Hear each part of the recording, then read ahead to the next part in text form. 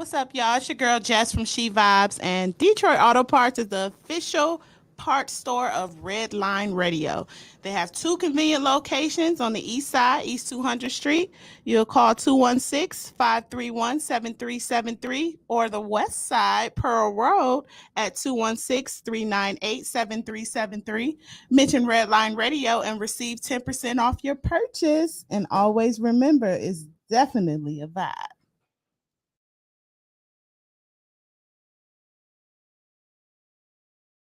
Comedian Sean Boyd from Just Therapy. I got to talk to you about something important. Growing Wings Adult Services. You know, they're actually the official sponsor of the new state-of-the-art Studio 2 for Redline Radio LLC.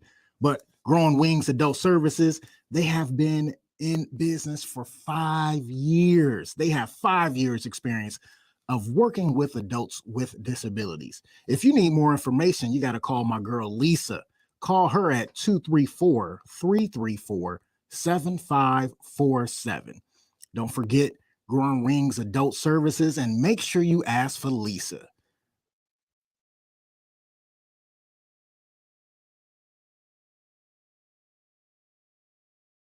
What's going on, everybody? It is Timbuktu from TimbukTuesday.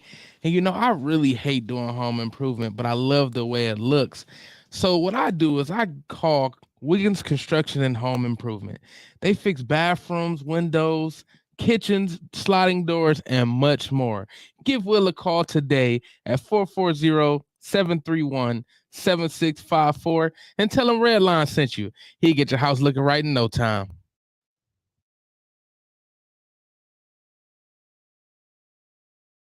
Yo, Dave, I really appreciate you letting me do my thing over here at Redline Radio LLC.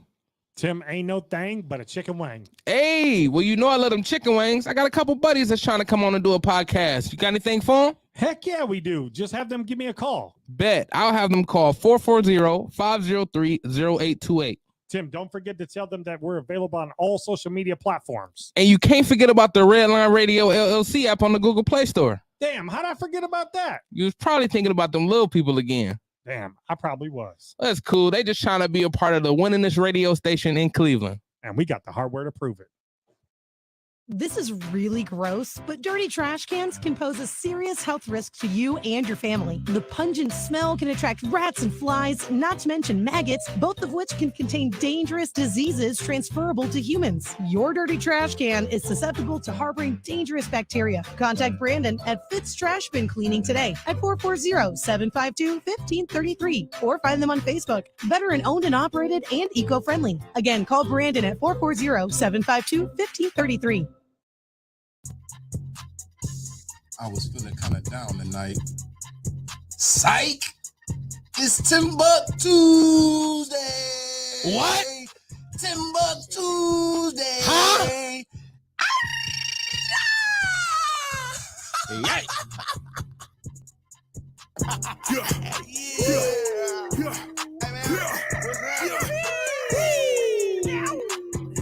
Hey partner, what y'all about to do? Y'all might as well have a seat and let me holler at you. I'm about to bring the I'm about to bring the laughs. I'm about to pack a punch. You know I'm hungry, little mama. Come on, let's do lunch. You know I'm next top comic, but let's just stick to topic. I'm Timbuktu, my people, and I'm not here to gossip. I'm only here to shop it, but I might get obnoxious. I wanna hear your vision, but please make it hypnotic. You know I'm on a mission, but please I need permission to sign this paperwork. This shit give me permission to check your intuition. I wanna feel your vibe. It takes a village, baby. I'm about to build this shrine. Yeah, it's TimbukTuesday. It's TimbukTuesday. It's TimbukTuesday. Hey, y'all know what it is. It's Tuesday with the kid. Y'all know what it is.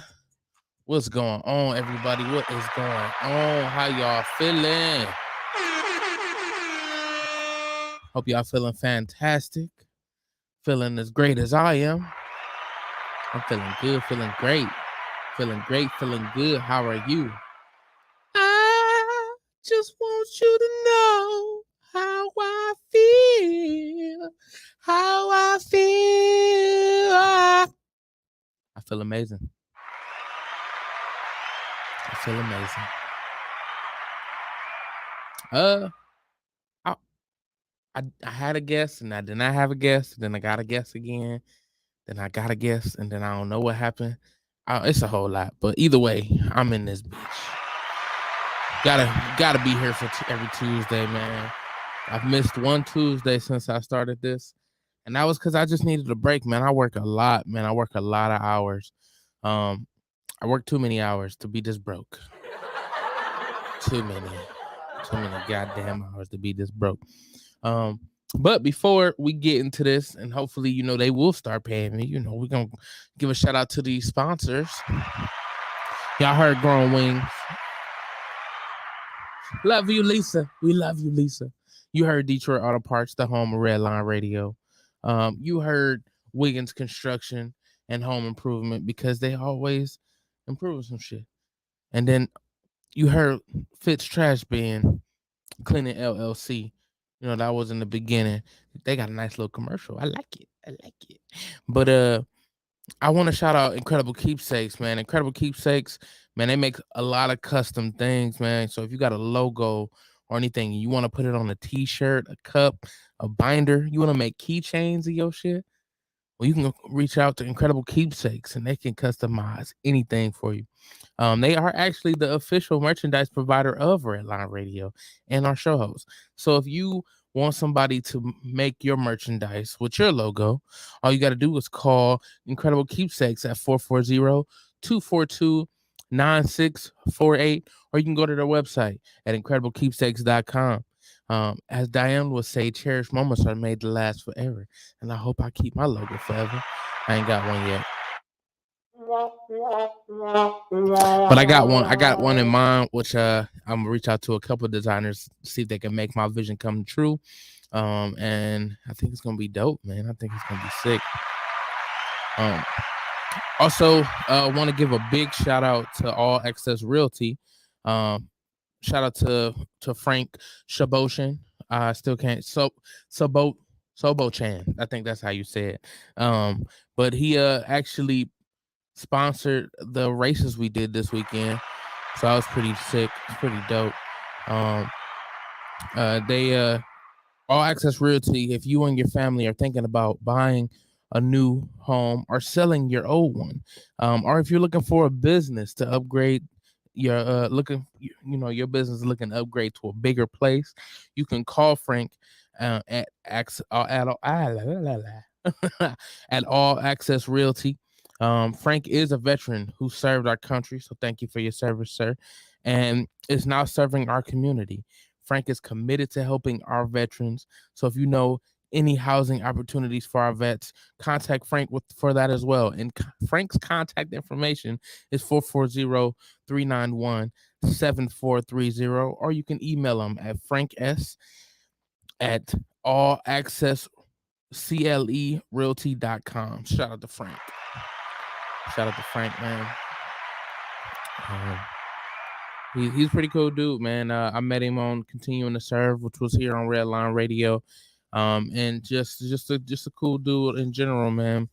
And then of course my favorite sponsor, because if you see how I destroy bathrooms, this company is perfect for me. And that is Smith Drain Service LLC.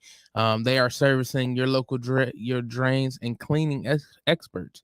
They specialize in main sewer lines, because mine is fucked.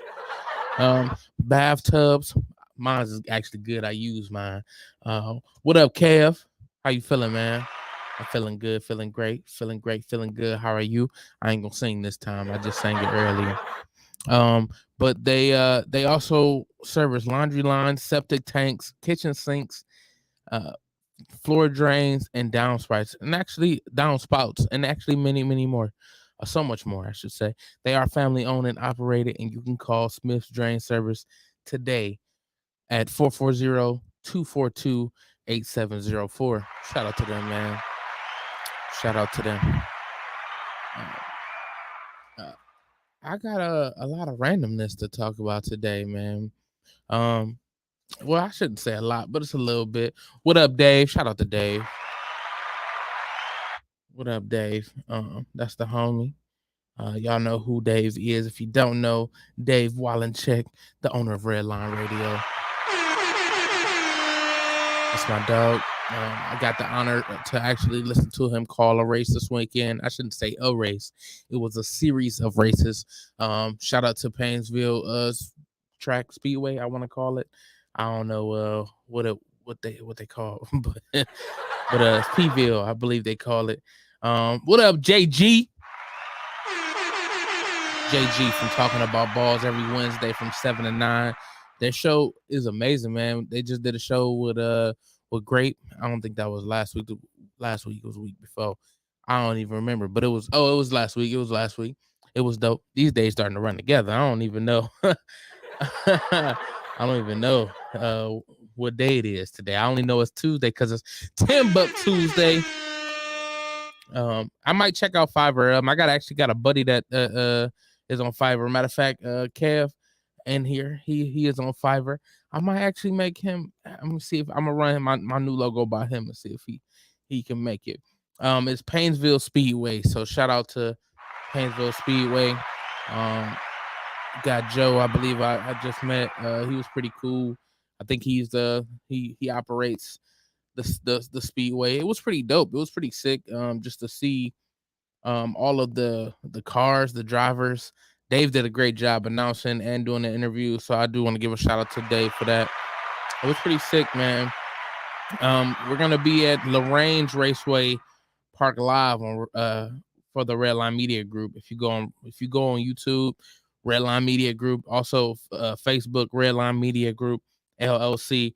We're gonna be on there October 15th and 16th. Me and Lee Money will be behind the board while we watch Dave work his magic.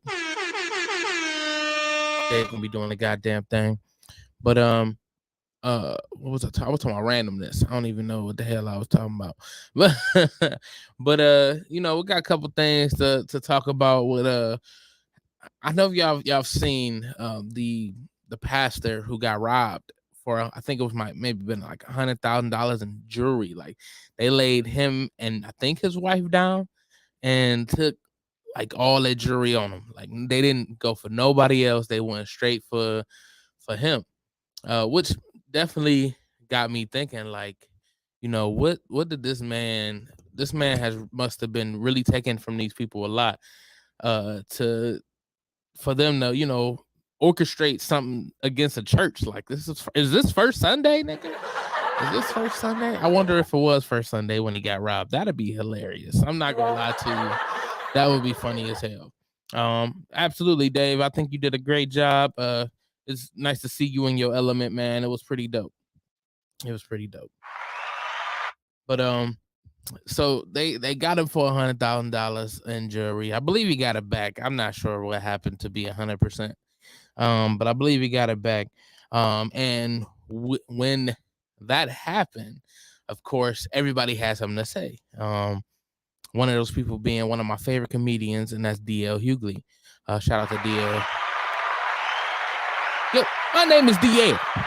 Yeah, he definitely got in his ass. And it was just like, bro, like you drive a Rolls Royce, you got all this jewelry on, you selling faith. I don't know if those was exact words, but I feel like it was along those lines. Because for you to be driving a Rolls Royce and the people that you taking money from, could be less fortunate and just looking for the word of God, which, don't get me wrong, you might be delivering that. But that's only if they deliver they tithes. Like that ain't really cool, in my opinion. And I think that's the reason why I'm not as religious as maybe my grandparents was. My grandparents very religious. They kind of, I wouldn't say they ever pressed religion on me or pressed Jesus or pressed God on me and nothing like that, but they promoted it. They definitely, my grandfather used to say, "Oh yeah, I just talked to JC about it." Like if he was worried about something, "Oh, I ain't worried. I talked to JC. He said everything was gonna be cool." JC was Jesus Christ. Like, so he was definitely doing this thing. I mean, yeah, Redline Graphics does do logos. You're right. You're absolutely right, Dave. So maybe I'll tell Lee my idea and get him to see if he can make my vision come true. Shout out to Charlie One Way Pain. What up, champ?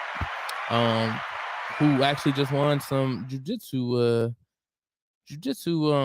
medals. So shout out to you, man. Submission. It was all submission. To my knowledge, I'm not sure what all it was, but yeah, he said nigga deserved it. Tired of motherfuckers racking it up and not paying taxes. Yeah, hold on. Yeah, churches is tax exempt. Like, so they spending like hella money, but I'm pretty sure the church is tax exempt. I doubt that he's tax exempt. I feel like he would he still has to pay like anything that is on the books that pays him for being a pastor, he has to tax that. So I mean, to my knowledge, obviously I don't know because I don't really look into all that. Maybe if I learned the Lord as much as he knows it, and or the lesson, I'm not gonna say the Lord learn, the word as much as he knows it, maybe I can become a pastor. But see, the difference between me and that person is I wouldn't be trying to take advantage of my what do you call it, my pew, my followers. I don't know I don't know what you call that as a person that is a pastor. My church, I guess it's just my church. I wouldn't for what? I mean, don't get me wrong. I'm supposed to be giving this words. Now, yeah, I mean, obviously, if they, giving me money to be able to survive and still be able to focus on the word, yeah, that's absolutely different. But I mean, fundraisers to make sure the church is good, yeah, that's absolutely different. Stuff like that, I'm not against. I'm not against that at all. So, I wouldn't be.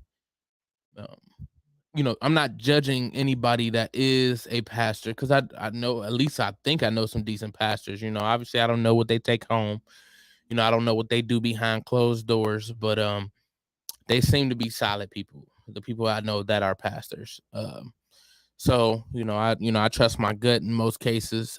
As you can see, my gut is very trustworthy. Especially when it comes to food. No, but I generally read people very well. Don't get me wrong, everybody can be fooled. I've definitely been fooled by some people. And then even then, I won't even say I've been fooled, but it was more like, so I put a little more trust into them than I should have. And it is what it is. You live and you learn and you get new friends.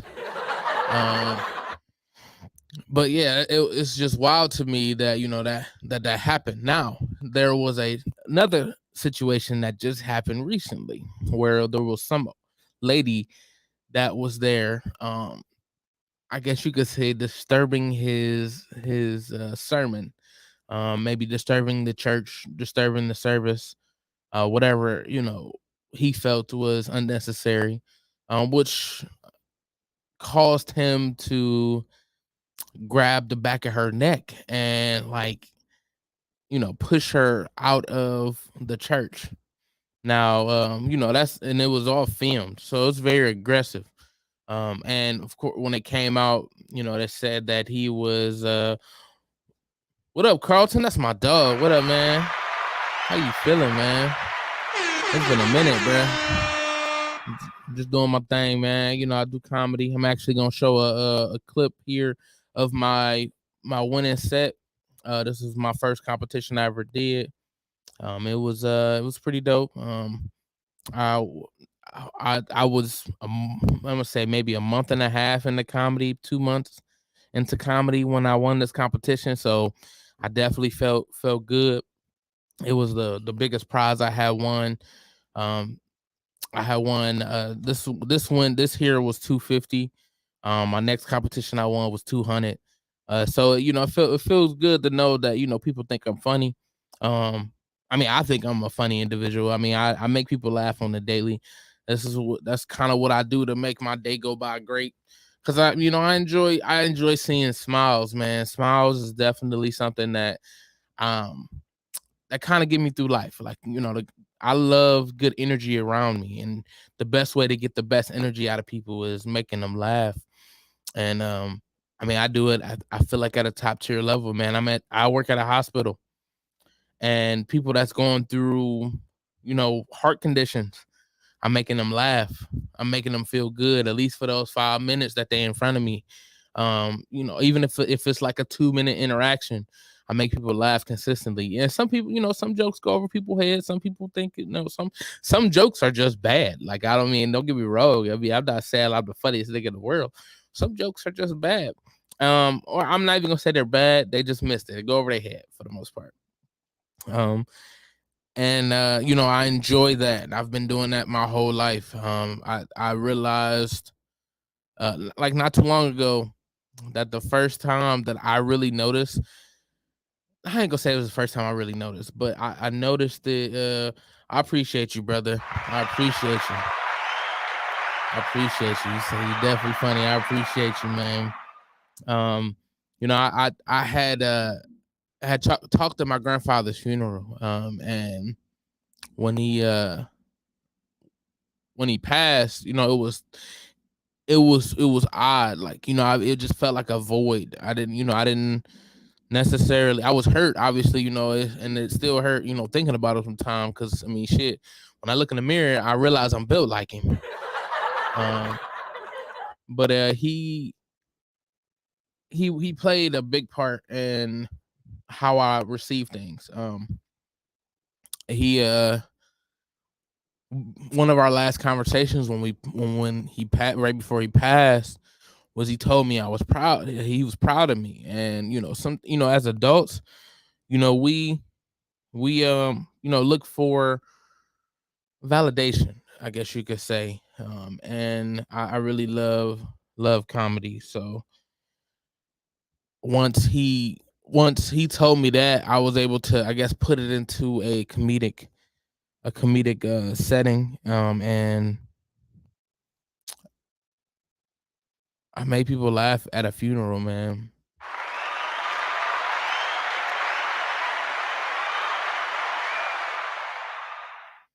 But shout out to Charlie, man. He said, everybody bombs, but shit, you get up on the damn stage and put your work in. I appreciate it.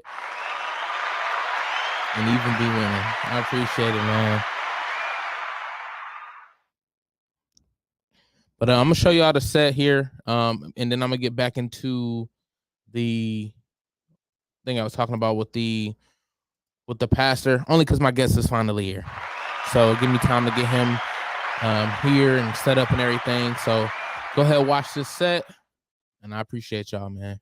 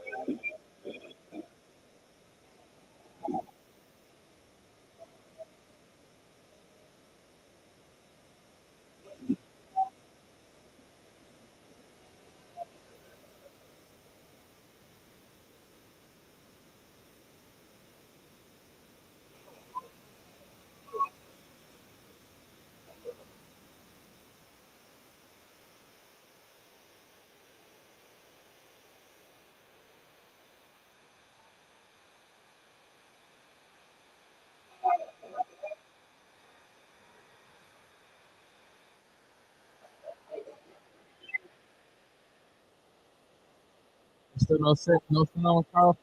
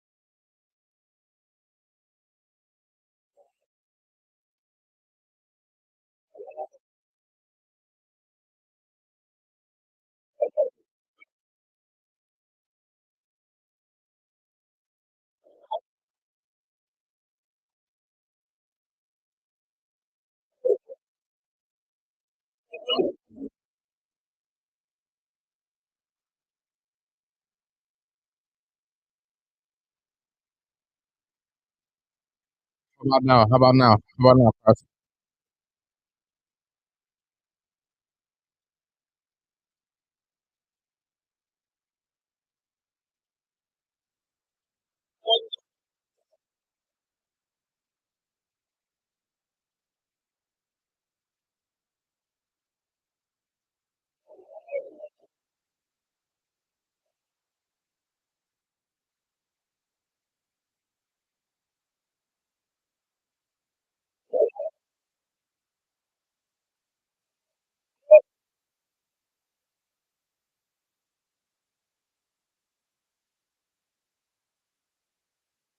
I got it turned up. Is it still no? There's really no sound.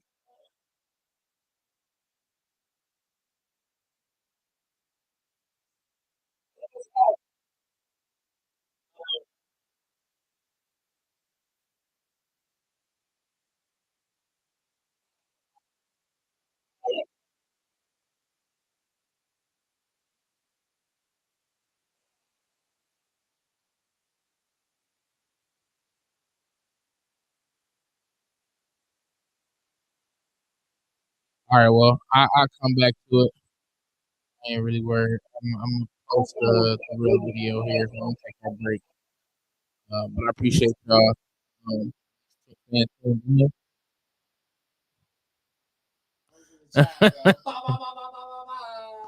in. So my guest is finally here.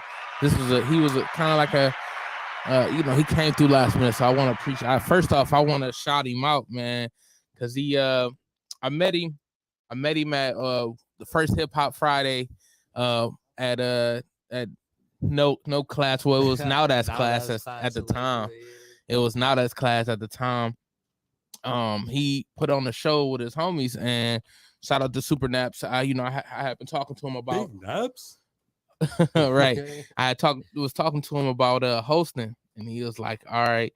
So I came up the first Hip Hop Friday. I was like, "Yo, bro, you want me to host?" I got it. He was like, "Yeah, that's cool." So I get on and I host, and I'm seeing this, and I don't know these people at all, like, you know what I mean. But the energy was dope. It was sick. And then I met the homie here, and he was just cool. But the way this nigga turned up, Let's go, Travis Scott. Who? Travis Scott. Who? the way he turned up, man, and the love he was showing to his homies, to keeping them amped up. Shout out to Lil Michi. Shout out to Austin, bro. yeah, Out the way right now. but Austin, what's the stage name though? No, that's my. Oh, you talking about JT? Yeah, JT. It was JT. It's like eyes or something, ain't it? Like something. Yeah, like, JT 3 eyes. Yeah, it's 3 eyes. Yeah, that's the homie. He had on this fire ass sweater. I ain't gonna cap. Nigga had like the mix between Snuffleupagus. I can't even say the shit, nigga. And it was Oscar and what's the nigga name with the G? Not the Snuffleupagus. Right. But it was dope, man. So I definitely want to appreciate and give a shout out to my homie Cassius in this bitch, man. Hey, and it's reciprocated. I'm gonna send the thanks right back because from my perspective, yeah, we did the show. I had my third show in Lakewood out here at Now That's Class. And that's probably one of my favorite shows. I know whenever I talk to Meech or JT, they always talk to me about that show. Like, we got to book Now That's Class again. That shit was crazy. That bro. show was fire. It was nigga. fire, bro. And then the first, I remember Nap helped me set the show up. And then he said that he had somebody he usually has to do like the MC and everything. So I was like, all right, bet. And yeah, bro put down the jokes, and I was there. It was over with. It was over with from there. You know what I'm saying? The talent was there. I was like, oh shit. And then I think it's been dope to watch at least definitely what you've done from there until now with comedy. You know what I'm saying? Appreciate And then you. we were able to collab at another show. We did I did this show called the Cash Bash, and we did that at this little place called the Courtyard out in Coventry and shit. And Shout out to the Coventry Courtyard. my Courtyard nigga put Coventry. the set down. I'm not even gonna lie. Like, I still have What up, those- Precious? Man, no practice, just a few drinks in, couple martinis, you dig? Man, bro came in, and it's always just been genuine love, because I just think you have the same love for your crap that I have probably for mine. And I it shows, agree you with feel that. me? I agree with that, That man. shit show. And my nigga, the only nigga I know that will literally lay down on the floor at a show, my nigga, just to prove that he can't get up. So that shit going, bro. It's great. It's been dope. Literally collabing and shit, bro. And now we here. Hell yeah. We on the motherfucking podcast. What? Yeah, bruh. Yeah, bruh, man. Well, give these people a little bit more detail on what exactly you do as far as music go, man.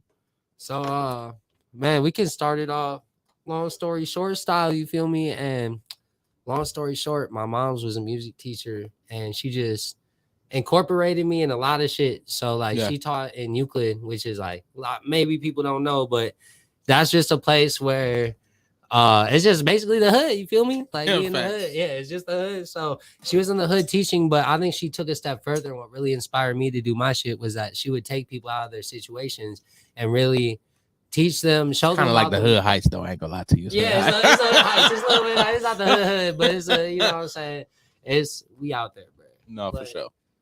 Yeah, she fucking she would just take people out of their situations and just show them that they could be more. And then me That's seeing fire. that as I grew up and went through my certain shit, you know, I eventually made it to music, and then now I'm at a point to where me and my DJ and my manager, we all stay together. Shout out to Angel. You know what I'm saying? Shout out Big Ray.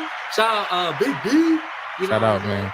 Shout out the homies. But yeah, I stay with them, and we just craft every day. We make music for ourselves, for other artists. We set up shows around Cleveland. Our next show, our big show that we're trying to set up. Yeah. We just got booked at House of Blues, but we're really trying to Hey. set up some shit. That's a flex. That's a little bop. All right, that's a flex. Drop the bomb. But yeah, we got the House of Blues, and then our next venture is a show in California, in Hey. LA. So we're trying to move out here, and really my biggest thing is I'm really here for other artists. So if you're an artist watching this and you just don't know what to do, or you're paying too much money for shows, or you know what I'm saying, you just want to do more, or you think you have more potential, tap in, you know what I'm saying, tap in with the team. We'll figure some shit out, because I think that's one of the things that's missing in Cleveland in a lot of art forms. I don't know if it's the same in comedy, or I feel like a lot of people have trouble just building and growing with other people, you know, reaching out and just to reach that next level. I mean, as far as comedy go, man, I feel like the comedy scene in Cleveland is so fucking strong, bro. Hell yeah. It's so fucking Yeah, strong. big ups to the whole comedy scene in Cleveland right now, bro. They've been like, I will say, like, we are very, very close knit. I mean, I ain't gonna say close knit, but we close enough, and like people work together a lot, man. And I feel like I don't think ain't nobody fucking with my clique when it comes to comedy in Cleveland, man. Hell yeah.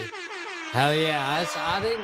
I've always seen that, whether it's been on like just watching videos or other interviews from artists, and then watching like comedians talk and stuff. Like, there's definitely so much. It's more of a tight knit community, because I feel like everybody's just laughing together. Like you can't have no Facts. beef if you're all just making fun of each other. Like you guys can say the worst possible shit to each other and then hug each other. and at hug the each end. other, right? If I go up to another artist, especially artists out here, because you know every artist got ego. Like say I just go up to an artist, I'm like, nigga, yo, bitch look like my mom, nigga. That nigga's about to sock me out. He's gonna sock me out. Like it's over with. And like, see that we will, you know, as comedians, we will flip that, nigga. That's because it is your yeah, mom's it's your type mama, shit. yeah, Like, exactly. I mean, and then it ain't even like that ain't nothing crazy. Like, you know what I mean? Like for comedy, like honestly, like you would have to really have a low blow for it Super to be low, you know what I'm saying? And Yeah. even then I feel like y'all not beefing. It's just gonna be like, ooh, it's some comedy beef now. really, really, bro. But you know, honestly, like I don't pay attention to it because I have no reason to. I'm not beefing with nobody. Even if I was, I'm the type, let's squash it now because it's unnecessary. Right. Address the beef. Yeah. And let's get over it. Because I don't have a reason to hold on to shit. Because for me, like, all right, so I'm gonna be honest. Like the reason why I stay away from stress, because all my life they done told me, hey nigga, you gonna have a heart attack, nigga. You too fat, nigga. Like, so hearing that instantly, what's the number one killer in the world? Stress. Yeah. Stress will give you the heart attack. Stress will give you high blood pressure. Stress will give, which will give you a stroke. Stress will just kill you in general. Like stress can give you cancer. Yeah. Stress can give you AIDS, nigga. I don't know. But like, I mean, but seriously. Hey, tell me why for 2 seconds. I'm so fried right now. I was like, stress can really give you AIDS. Dude. Shit. I believe this. But like, stress will destroy the body. In the most powerful way. And like honestly, I think that's the reason why I've been able to last as long as I have, because I'm so positive. It's crazy. Yeah, no, I feel like I definitely resonate with that. The mental is, I definitely have come to find that the mental is so strong, like just as strong as the physical. So yeah, you can really heal yourself, you know, just by thought. And that shit sounds crazy, but you can, like, in your mind, if your mind is not in a good place, your body will follow. Yeah. You know, whether it's just a flu, a cold, stress, man, and extreme stress, like, bruh, I done seen that shit take a few people out. You feel me? Just like going through it. So that's good. Like, I could definitely see how that's helped you navigate and maneuver through, you know, whether it be life or just comedy beef. You know what I'm saying? Yeah. Because I feel the same way. I'm like, at the end of the day, like, not many people can be too mad at me in any type of, you know, I'm not disrespect. Like, I might say a lot of like off the wall shit, you know what I'm saying? But like at the end of the day, when I feel like when it comes to people, I just keep it on a positive side. For sure. You know, I'm not trying to get stressed out either. Like, I feel like maneuvering, the way I maneuver is just like, if I offer opportunity to everybody, like out of 10 people, 5 of those people might just bite the hand. You know what I'm saying? But like at the end of the day, the other 5 people is gonna work through them. Then they gonna help people out. You feel me? Give the hand to other people. Yeah. And that's just gonna come back through everybody. Like, facts. It's definitely worked out like that, to where I've thrown some opportunities or just collabed, or I've worked on just some shit with some people, sent good energy, and then boom, next thing I know, oh, we got this show or we got this.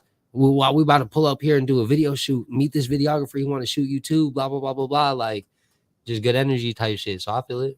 Yeah, definitely, man. Good energy is like where it's at, man. And like, I try to resonate that shit so hard. Like sometimes I didn't have people tell me like I was at work, and this one lady, one nurse, she said, "Take your happy-go-lucky ass somewhere else." Like, those type of people. That's like, why you smiling? Right? Why you happy? Nigga? Like, oh shit, bro. Like, right. Oh man. But say I don't come to work one day, where the fuck was you at? Like, exactly, you can't win. You cannot win with those people, bro. It's impossible. Right. Like, and it is what it is. Like, you know, some people gotta go. People go through what they go through. You never know what someone is really facing at the end of the day, unless you literally with them every day, every second of the minute. You know, every minute of the hour, shit. Right. And like, nobody's with anybody else every like 24/7. You feel me? Right. So it's like we can only live, not in it doesn't have to be too selfish, but we can only really live in our bubble. And, facts. And hopefully, like, people have grown to the point to where you can understand other people. And like, I mean, like truthfully understand, like, I feel like it's like, it was hard for me for a while, even like in relationships or whatever, like just with other people, to take myself out of my shoes and really put myself in that person's shoes and be like, damn, okay, so this is how you really feel. Like, let me take my thoughts out of it and how I feel, my perception of the whole situation, and just understand how you feel as a person and why you might be acting the way you're acting or saying the things you're saying. And I feel like the more you're able to do that, the more you're able to connect with people as well. Like, you're just able to tap in on a deeper level, which allows you to, you know what I'm saying, maneuver away from the beef.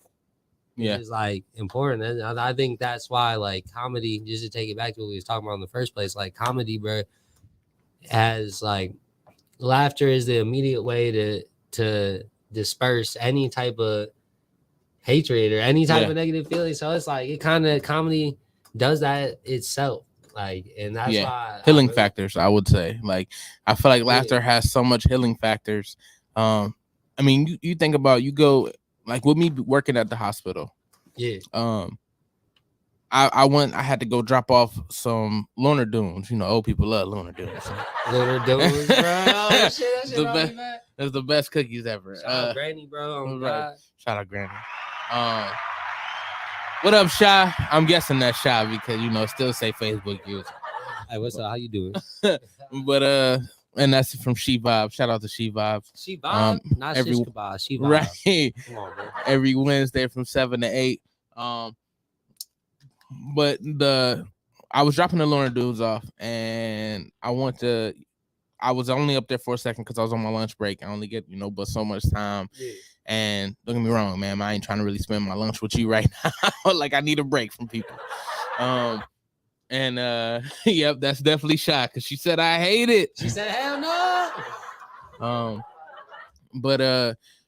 You know, within those 2 minutes, 3 minutes that I was with her, I got a smile out of her. And she's in the hospital. Like, if I can get that out of you, like, I'm good. I'm happy. I feel good. So now that I can move to the next 10 minutes of my life, I know I made somebody smile. You know right. And it feels good. That's the reason why I got into comedy. To make people feel good. And a lot of people say they got into comedy, you know, because they were in a fucked up situation. Right. The crazy part about it is when I got into comedy, I was probably at the highest point of my life. Right. And even then, it was still reflecting on, I guess you could say, some of the lowest parts of my life. I mean, I ain't even gonna say that because I do a lot of fat jokes, as you know. Right. Me being a bigger guy has definitely held me back from some things. But at the same time, it has been the biggest blessing in a lot of things. Like, I couldn't run with my homies all like that. Right. You can't be hopping the fences and all that shit. Right. So the trouble that they got into, I avoided. Exactly. Because I can't run. Right. So it worked out. Now I probably could have run. Sword, right. Sure. Right. Now because I wouldn't run, I got fatter. Shit. I was where the food was at, nigga. I was where the food was at. I was running to the fridge, nigga. Right. Right. And I still do, nigga. But look, nigga, it's called 3 a.m. You know, the late night hours, nigga. I'll be fried as fuck, bro. I'm not gonna lie to nobody, bro. It'll be 3 a.m., man, and you just gonna hear. That's the door. That's the door coming open, fridge, bro. Right? You gonna hear. This is what you gonna hear. That's when you slam the fridge open, bro. Man, I know I'll be waking people up, bro. It's impossible. It's impossible. But I feel like it trickles down, like that even trickles down to my job because I serve and bartend, right? And a lot of servers are miserable, right? Because like people be rude. And I feel like what people fail to realize is that like niggas get mad when they get hungry. No, that's a fact. You work at a restaurant, my nigga. Niggas get mad. I get mad. You know, I don't want to talk to you when I'm hungry, bro. Like I don't even know. I'm gonna have to apologize after, bro. After I eat some food, because for real. And once you realize that, you know, it's really about just kind of dissolving that, like letting them know you're gonna feed them and just dissolving that. Because like your job as a server or bartender is dependent on the tip, and your tip is dependent on your service. So it doesn't matter how the food is. The food could be horrible or good. But if they don't like you as a person, they gonna give you that $5 on that $200 check. We walking away with $5. That's terrible. Ooh, nah, I done seen that hurt. happen. I done seen it happen a couple of times. So it's like, my nigga Carlton said I had him laughing since the pool days. He said the cannonball, big hey, bad. definitely had the cannon on lock, boy. I was the Splash brother. I was the Splash brother before. Splash bro before the Splash bro. Right. You feel me? The Curry before the Curry. Right. Oh God. But yeah, bro. Fucking my first move when I go to any table, bro, or I'm just standing at the bar, bro, is to, and it works every time, is to literally I walk up to them, I just like, I ask them how their day is going, why they're here, and I make them laugh. Yeah. I say some off the wall shit. I swear to God, I'll be like, damn, like you look like you sweating, bro. That forehead dripping. I'll go in on them, and they get so like they'll be so hungry or mad. It'll take them like so far out of their head that they actually start laughing, and then from there it's easy. It's like comedy really does heal a lot of shit. You know what I'm saying? It's like man. the cure for a lot of shit. And I feel the same way about music. Like on some deep shit, I used to study a lot of music theory, and I used to talk to the professors a lot and shit just because I wanted to know more. Like I wanted to know like just the absolute depth of music. Like what is the depth of music? You know what I'm saying? Which is like a very broad question, but like it got deep to the point to where they told me, a couple professors I was talking to were talking to me about in the ancient times, they would use music to heal people. Yeah. Which is crazy because if you think about it, music at the end of the day, everything in this life is kind of vibrations. Like everything is made up of molecules that are vibrating at a different frequency. You feel me? Yeah. And that's what makes up matter. That's what makes up everything. Yeah. Pretty much anything that we know in our existence right now. So it's like music is just sound waves, which is again just matter vibrating from the speaker to your ear. And it's like those waves, they used to use those waves to heal people. Like people used to gather in a temple, like outside, and it would be a large group of people, and they would go and sit, and they would sit in a circle, and the person that they were trying to heal would lie down like on like this tablet or whatever the fuck, like this stone shit, and they would just sing one note. Like they knew one note, and when they sang that one note, like that person would be healed, like of their sickness, whatever it was, like they'll be healed. And just shit like that, just looking into like the power of sound and the power of music, like diving that deep. Music has a lot of healing qualities, and it's the same like the way that we just described about comedy. Like it's exactly how I feel about music. Like there's so much, that's why I got into music, is to definitely like there's a purpose, like to spread the message, to heal people, to inject self-love and self-worth into the world. You know what I'm saying? Because those are things that are really lacking right now. And I know that whether it be through my voice or if I'm able to get enough energy to spark somebody else, you know what I'm saying, that we can push everybody in the right direction, hopefully towards healing. I agree, You know what man. I'm saying? Shot said, talk that shit from our roots, man. Yeah, he said, do that shit. Talk that from our root shit. Talk that shit. And I definitely agree. Like, music is one of my getaways. I love music. I love listening to music. I give like so many people at least an ear, no matter what. Like if it's something that I've heard or not, somebody I'm a fan of or not, I'll even bring up the Cash Bash. Yeah. Like shout out to Run It Up Ryan. Oh, that's my nigga. That is bad. Hey man, I ain't gonna lie, man. When I seen him perform, I was just like, oh shit. And I don't know if you heard it. I was in that bit like, run it up. Oh, bro, that's exactly how I felt the first time I seen him perform, and that's why I had to have him. Like, I had to have contact with him and have him perform again, because like he really, bro, he's like, I don't want to say this because I hate being compared to people and I hate comparing people to people, but bro, he looked like Uzi, bro. He looked like Uzi, and he be spazzing like. He definitely looked like Uzi, no. I'm sorry, bro. I hate comparing it. You're not Uzi. You're way harder, bro. My nigga be really spazzing like on some Cleveland shit too. Like he looked like little Kodak Vert. Like yeah. Oh, that's crazy. Kodak Vert, bro. Wow. He looked like little Kodak Lil Burt. Kodak Burt, bro. That's the guy, bro. But he's dope, man, and his energy's dope. His music is dope. He had on Yeah, that Scream stage shirt. presence is dope, bro. Oh, We his got stage presence is crazy, man, bro. it was sick. Incredible. Watching him just perform was just it was dope. And I'll even say watching y'all perform in general was making me raise my bar. Hell yeah. And I was like, oh shit, okay. And you know, it just felt good. I did the T-Pain song on the auto tune that night. Oh God, hey y'all missed it, bro. I know I have a video of it somewhere in my phone, but bro, really sang "Buy You a Drink" full on, bro. Had the whole crowd singing that shit with you, bro. It was what was the song?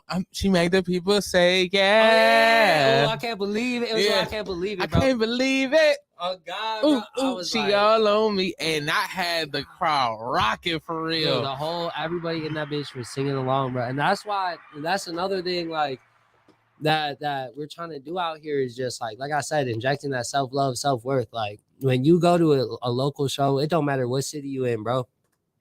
You go to these local shows, and it's promoter run, and these promoters just want your money. That's it. They just oh, where's the money? All right, you got that 20, you got that 100 for the any song after this gonna be 40.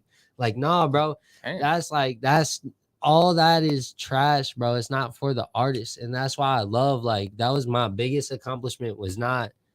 It was nothing besides like every person that came there was like, I genuinely enjoyed my time. I did the best I could possibly do. Yeah.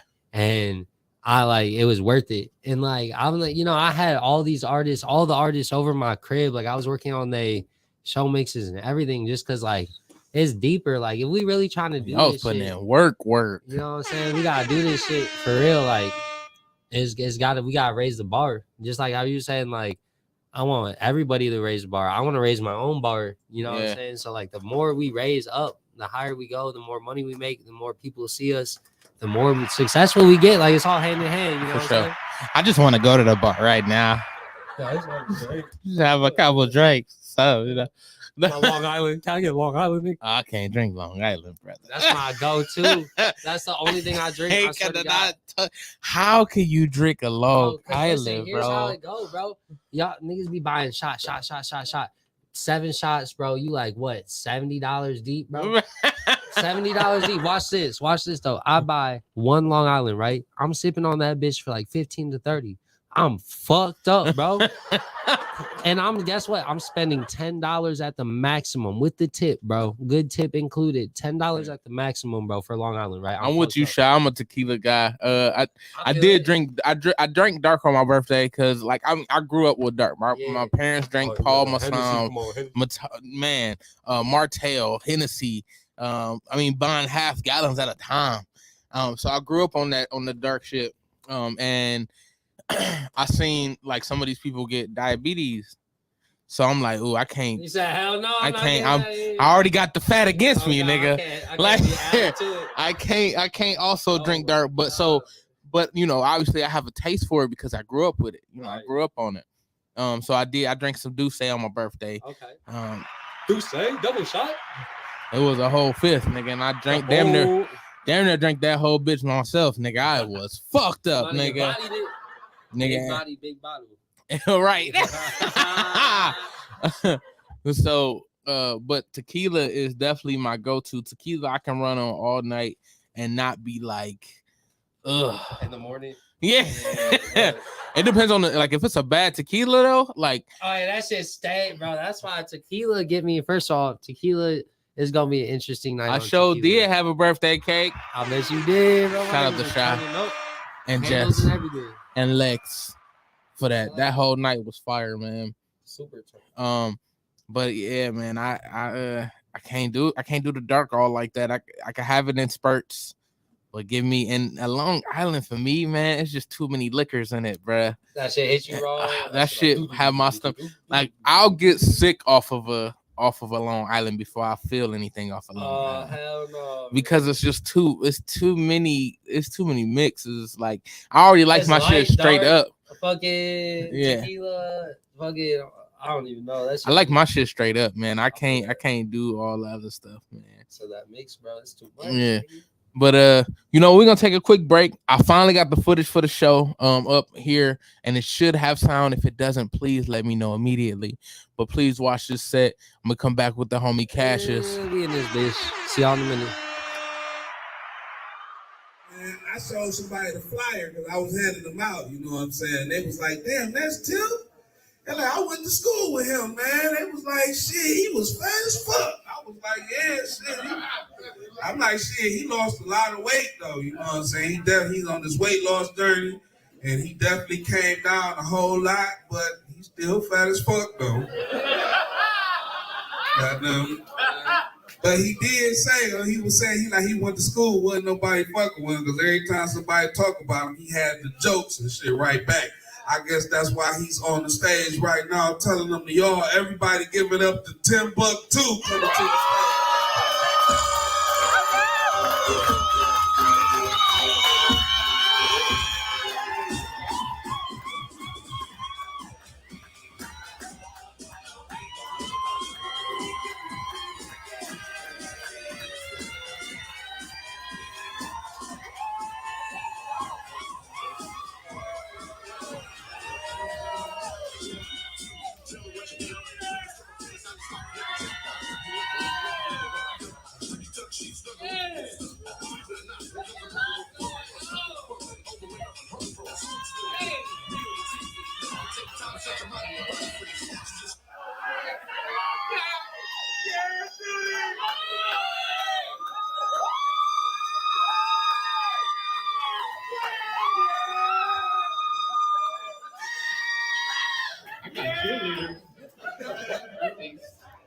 Hey, we had to play that heavy D for Riot, man. Hey, dog, it's cool. I love my belly. Like you say, I came down a little bit though. A lot of it actually. 162 pounds.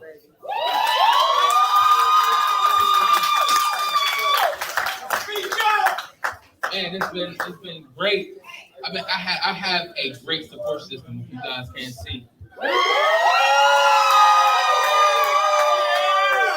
This man. What needed to meet people at my graduation?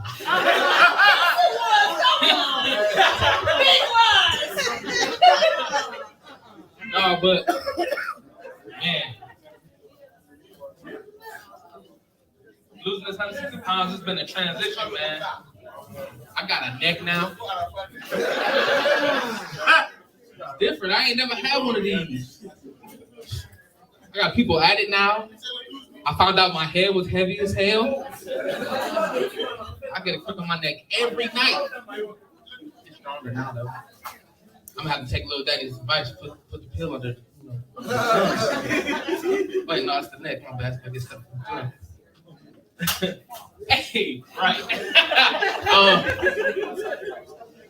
Ryan also said he was gonna be Buddy Love. Now I be Sherman. That's cool too. Shit, he had Janet. I'm just saying, I got a date. Date. Can't be late.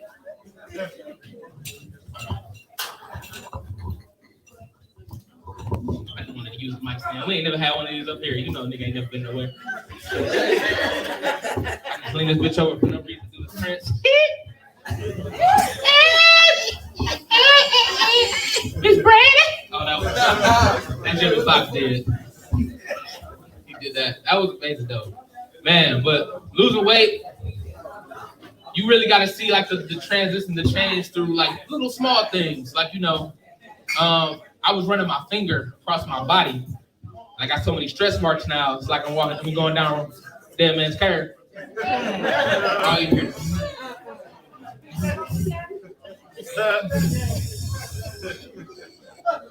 I can use the laptop in my lap now.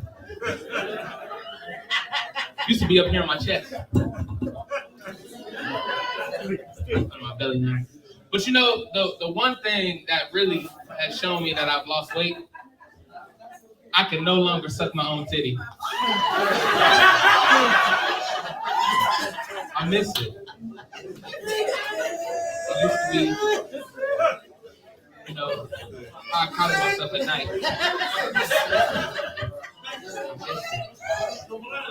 Man, Now that I lost weight though, my cousins is asking me to do like different things and shit. Cousin said, you should go skydiving. Nigga, no. I'm still big as fuck. Last time I checked, my mama told me the bigger they are, the harder they fall. I'm as big as they come. No, but we still going next week because he said he's gonna give me 2 instructors. 2 parachutes.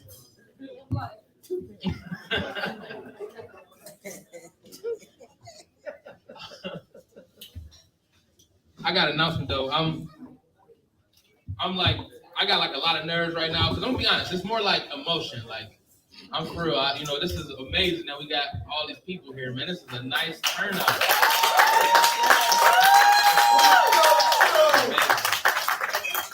I just got a new job. Yeah. I quit Spectrum. Fuck them niggas, man. No, but it ain't Spectrum. It ain't Spectrum. I ain't gonna lie to you. Company was good. Company was good. That's exactly what I'm saying. But, they was good. They paid my bills on time.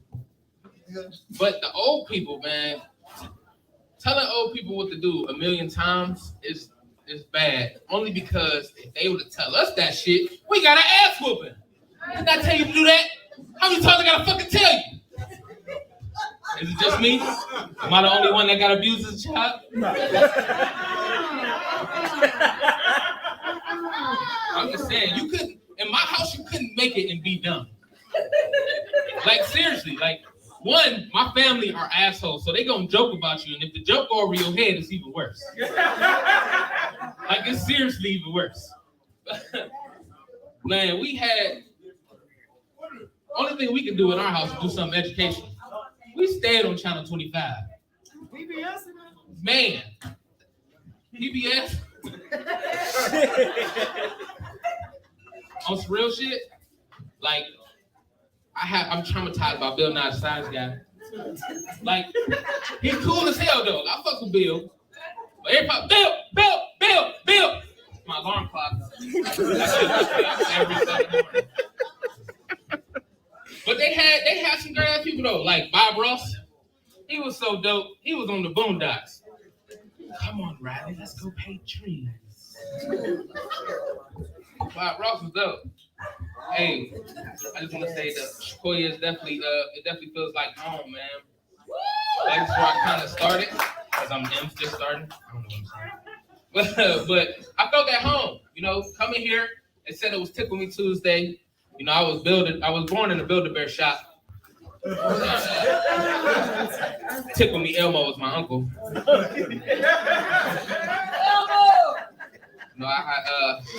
Shout out to my mom, man.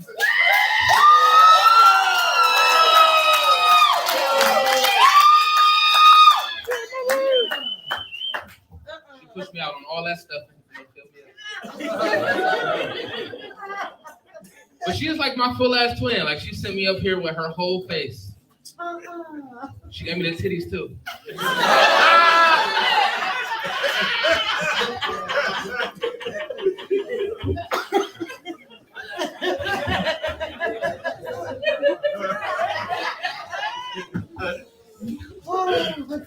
I'm serious though.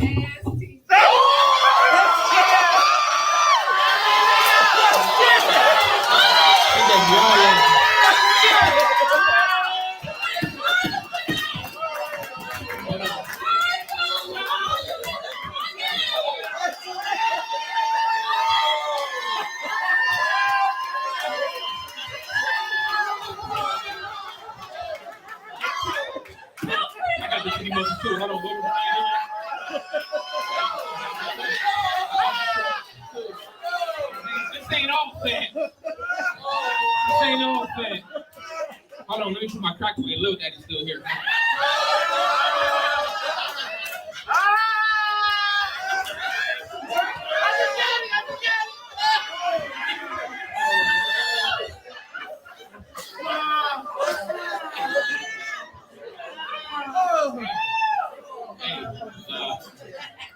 No, but for real, man.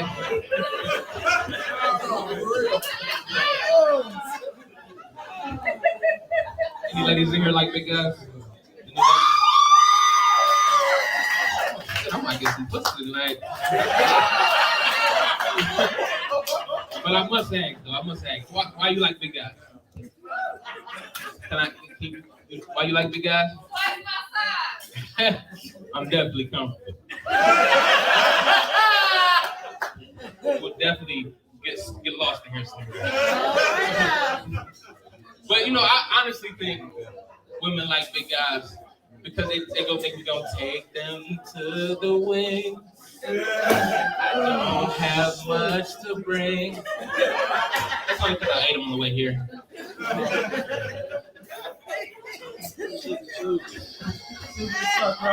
No, but for real, like seriously, dating is like it's tough as a guy trying to lose weight because most women, you know what their line is? Where we finna eat at? Because they don't know. Never. So, but say that's why they come to the big nigga because they know he gonna be like, look, I got a taste for this. Because we got a taste for something every day. Like today, I had a taste for sushi. I still ain't had it yet, but I want some so bad.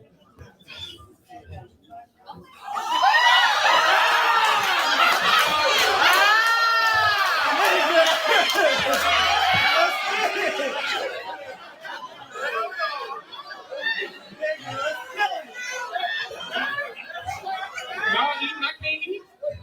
It's only 70 calories. I'm still trying to lose weight. Y'all, man, I appreciate y'all coming out, man. So, my name is TimbukTuesday. Tim, because that's my first name.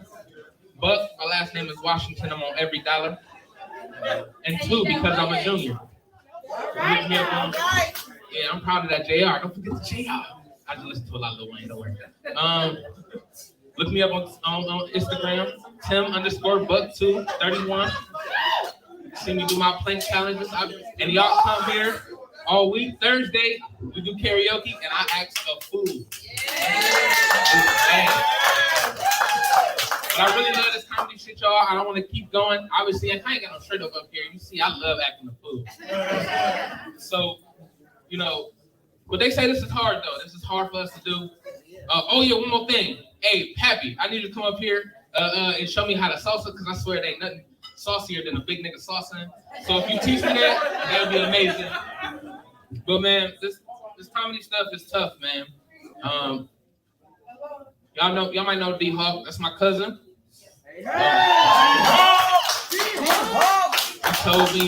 He told me, you know, this comedy stuff will get your car stolen.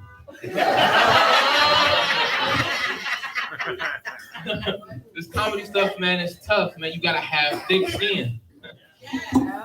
I'm good. Hey, y'all have a good night, man.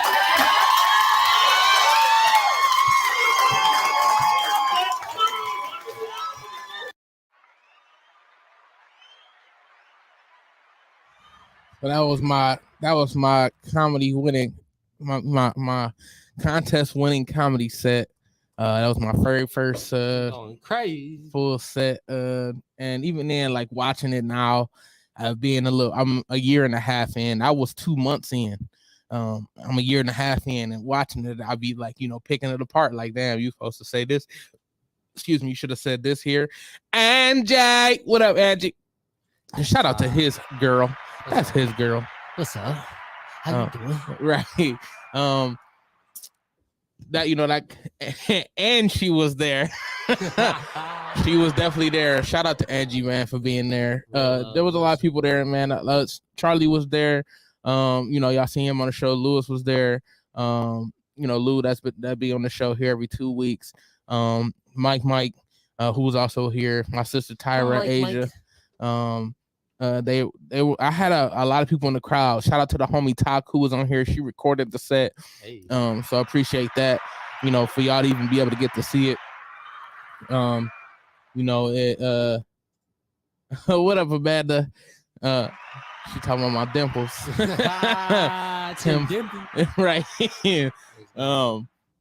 So that whole set, man, like it was definitely some things that I dropped the ball on, and obviously you wouldn't know that because y'all didn't construct the set with me. You didn't see how it came together. They didn't see the deeper parts, the intricacies behind the closed doors. Right.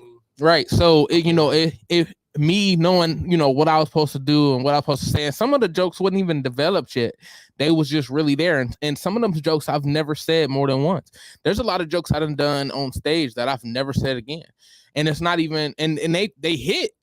They've hit. I mean, shit, doing your shows, I've never said some of them jokes. Yeah, I was about to say this is new material, bro. That was hitting, bro. Niggas was like, like so it definitely being able to go along the comedy journey and actually grow my set, and like that was maybe like 10 minutes, maybe 7 to 10 minutes, and now I could probably do 15, 20 without even thinking about it.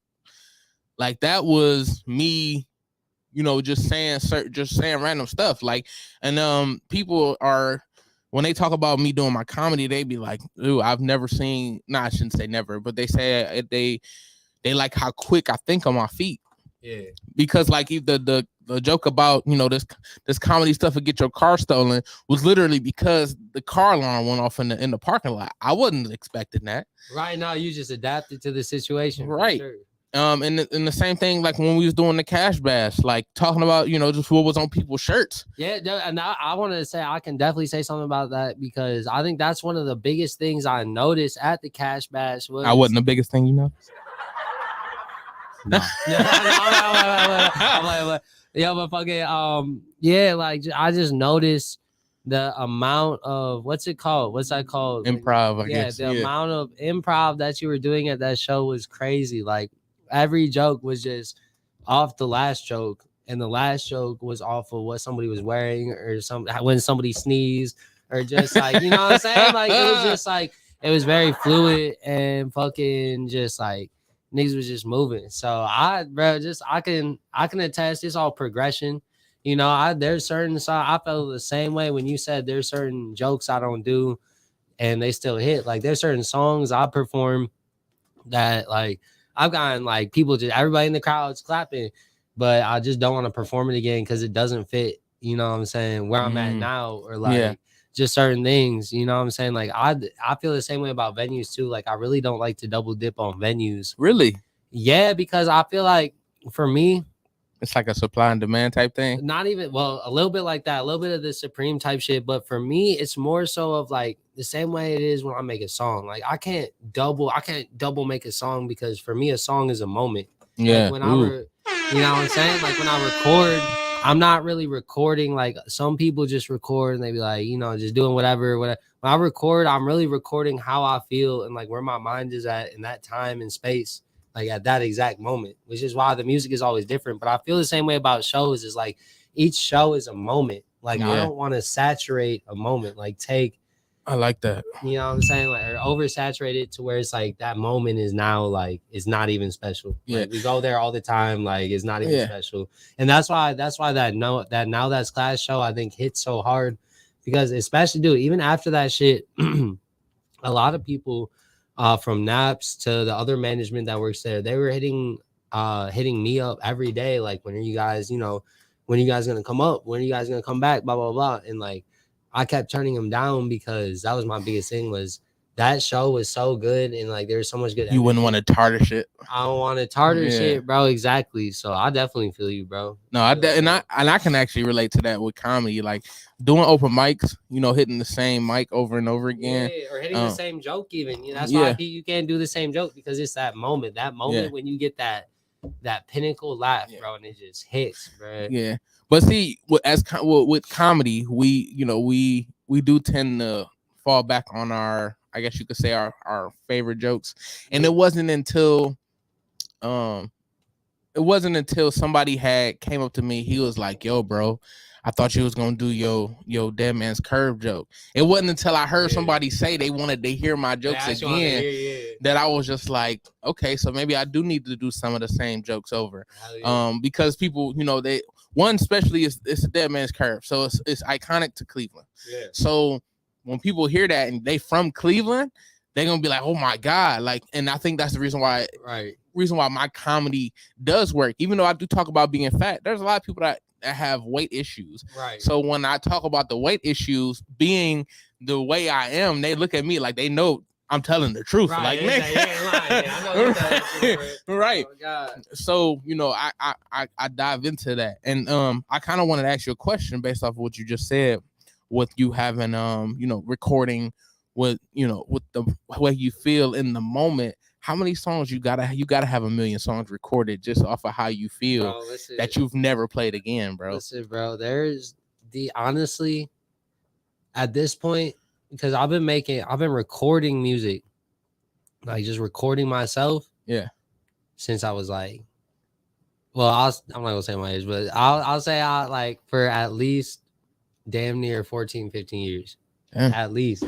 That's so the amount of songs I've recorded in 15 years is probably that we definitely in like damn near 100,000, and especially the songs I've lost. Like I've lost whole laptops full of like I remember I stayed when I stayed in LA. I used to live in LA for 3 years, and when I stayed in LA, I was always bouncing around places and shit, just moving around. I lost three laptops. Damn, I was that out there. hurt. I had 4 laptops. 3 full of music. I used to record. I used to wake up on a roof because I used to sleep on the roof for a little bit. Because when I first moved out there, I didn't have no money or nothing. I didn't know nobody out there. I just kind of picked up and moved. And I visited there a week before at this hotel, and it had a little penthouse.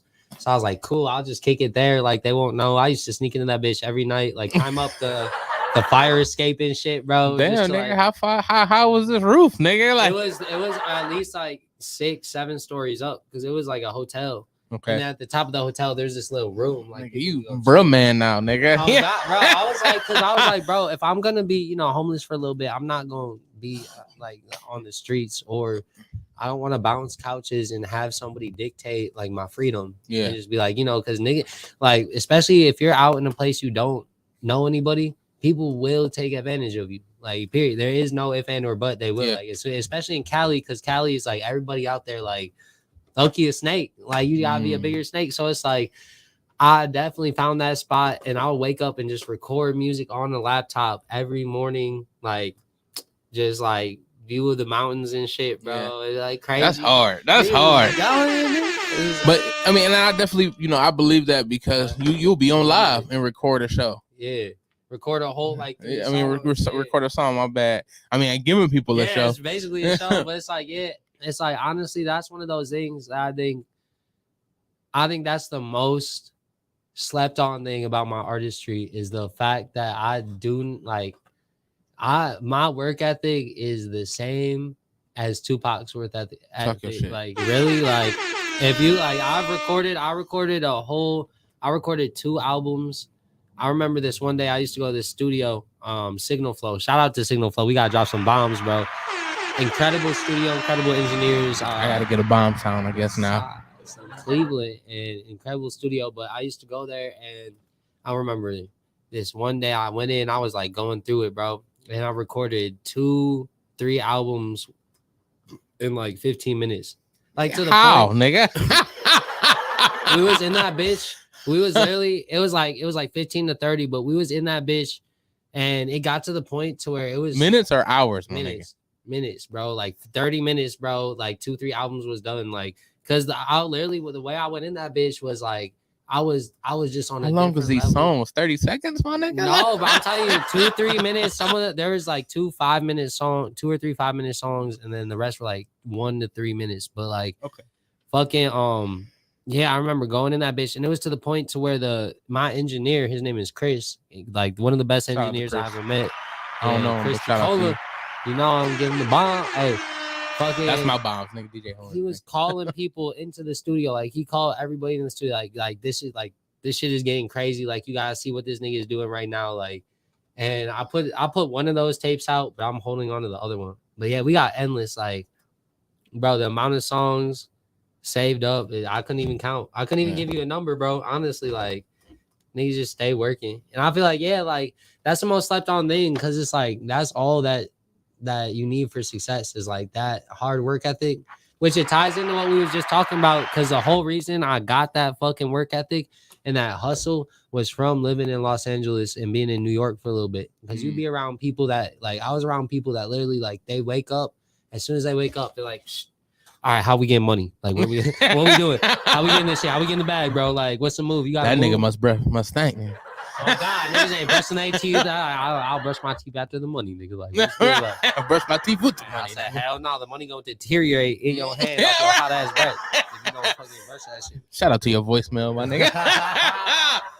Oh shit! I called this nigga today. Got this nigga voicemail. I'm like, he like, hello? How you doing? Say, yo, brush my dookie, nigga.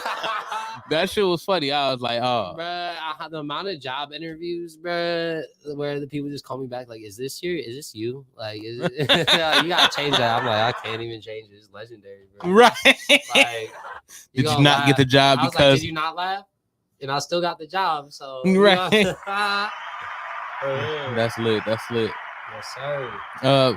One of my favorite songs that you do is I Can't Feel My Face. I'm so fucking high, I can't feel my face. Look at that shit. When I heard that, no, it's going down. That's the jam, bruh. When I heard that, I was like, literally, like, you're like, that's this nigga, bruh. Like, cause I had, like I said, I wasn't really very well versed with the music scene. I got a couple people that I know do music, but until I started doing comedy, I didn't see how deep this shit goes. Right.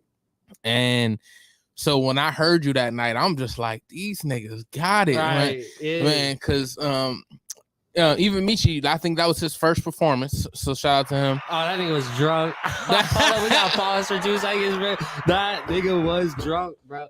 On everything, bro. Oh my God. He pulled me aside after that performance. He was like, bro, please don't ever let me drink before a performance. He was like, bro, I didn't know any of my words, none of that. I was dying. I was like, nah, bro. I like, for your first performance, that was incredible. No, and I thought he did a great job. Especially, I'm like, this your first performance. I thought he did a great job. Definitely did a great job. And thinking of that, I want to give you a shout out to your professionalism, man. Cassius took out the time out of his set to make sure his sound was correct. And before he even started, he tried to make sure his sound was correct. But as the show went on, he like, hold on, y'all. I got to get this sound right. Y'all got to hear this the way how I vision it. And I think that right there had turned me up to a level. Yeah. Because I'm like, damn, okay. Like, getting the sound right is way better than you hearing this botched up set. I'd rather you see me get the sound right. I'd rather you see me working to make sure that you hear this correctly. And I was like, okay. And it brought up my hosting game a little bit. Like, you know, as the host, I need to make sure y'all can hear me so y'all can hear the people that I'm putting on. Right. I think a big part of whether it's production or performance, and it's something that's lacking in all art forms and local, and definitely even in like every big artist, like, is just performance etiquette. You know what I'm saying? Like, if you're paying, the way I feel about it is like, I think about it as a consumer, right? Because at the end of the day, I'm like a fucking, I'm the whatever it's called, the person that's fucking giving the product, and the product is the show, right? And my salesman, I guess. Yeah, I'm the salesman. My product is my performance and my show and my music. So all of that, you know what I'm saying? My product, if I want the consumer to come back, whether it be just to listen to music or to buy merch, whatever it may be, then my product has to be high quality. You know what I'm saying? Like a lot of people want to go for low quality product in quantity, which means like low quality and like a large amount. And it's like, that will only give you a lot of money for a very short amount of time. And that's only if you do it right. If you have a quality product, you put the